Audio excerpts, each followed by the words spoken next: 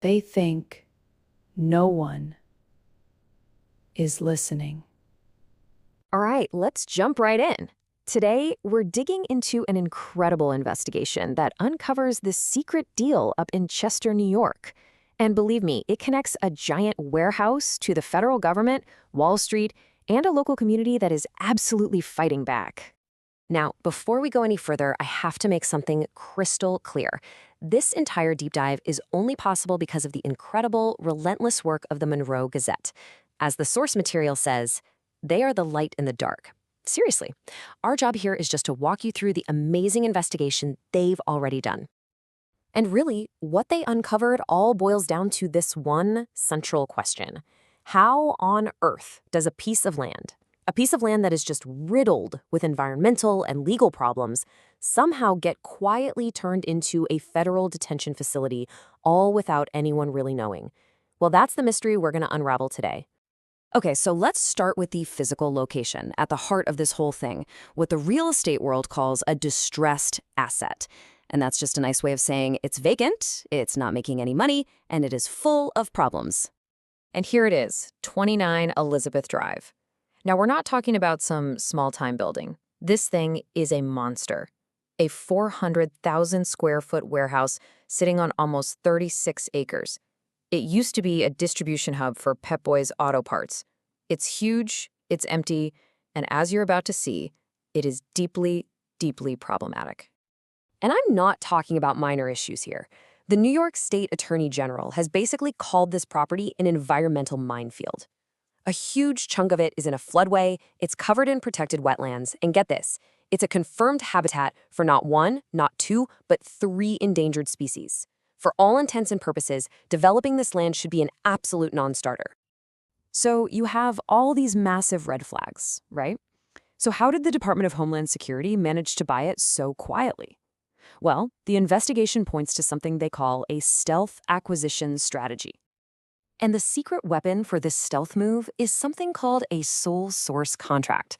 See, normally government projects have to go out for public bidding. It's all about transparency. But a sole source contract? It lets them bypass that entire process. The government can just hand the contract to one specific company, claiming they are literally the only ones on the planet who can do the job. And here's the actual contract. You can see it right there.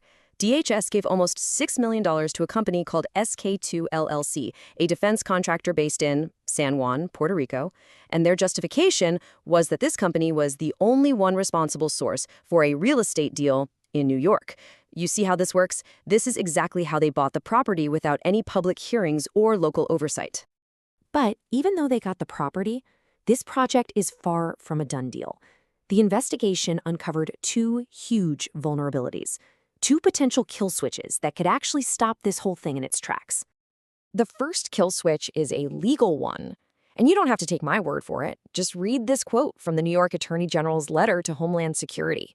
They basically lay it out, saying that converting this warehouse could cause serious negative effects on the environment. This opens up a huge door for major legal challenges based on all those environmental problems we just talked about. But, beyond all the complex environmental law, there's a second obstacle, and this one is just beautifully simple. It's the project's most basic and maybe its most powerful kill switch. You can't run a facility for 1,500 people without plumbing. It's that simple. And the village of Chester, they've officially gone on record saying their town sewer system has 0, and I mean 0, extra capacity for that kind of load. No sewer hookup means no certificate of occupancy. The project is dead in the water, literally. So this brings us right back to that central question. If the property is a legal nightmare and a logistical train wreck, why this one? Well, the investigation suggests the building itself was never really the point. The point was a financial transaction for Wall Street, a process the source material calls the financial kill chain. So let's follow the money, okay? Step 1. DHS uses that secret no-bid contract to buy the property with our taxpayer money.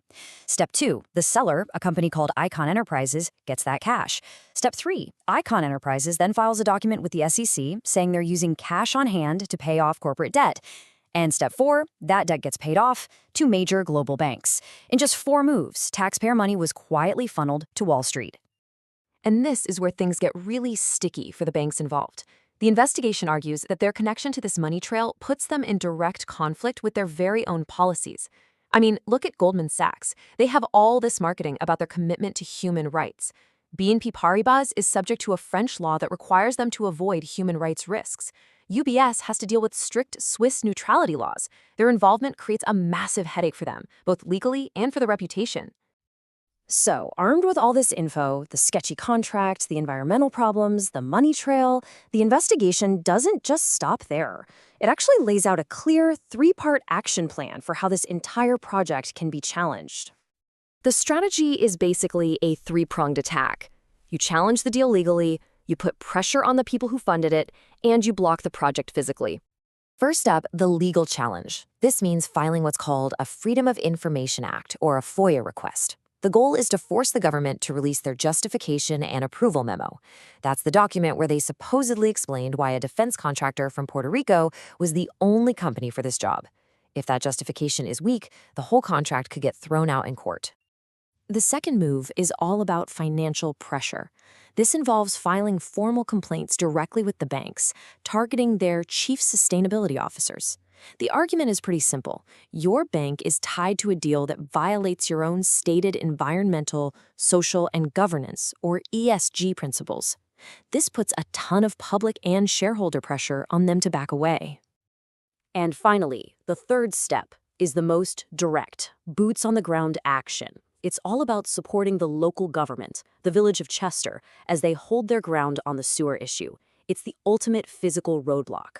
Like the source documents say, no pipe equals no prison.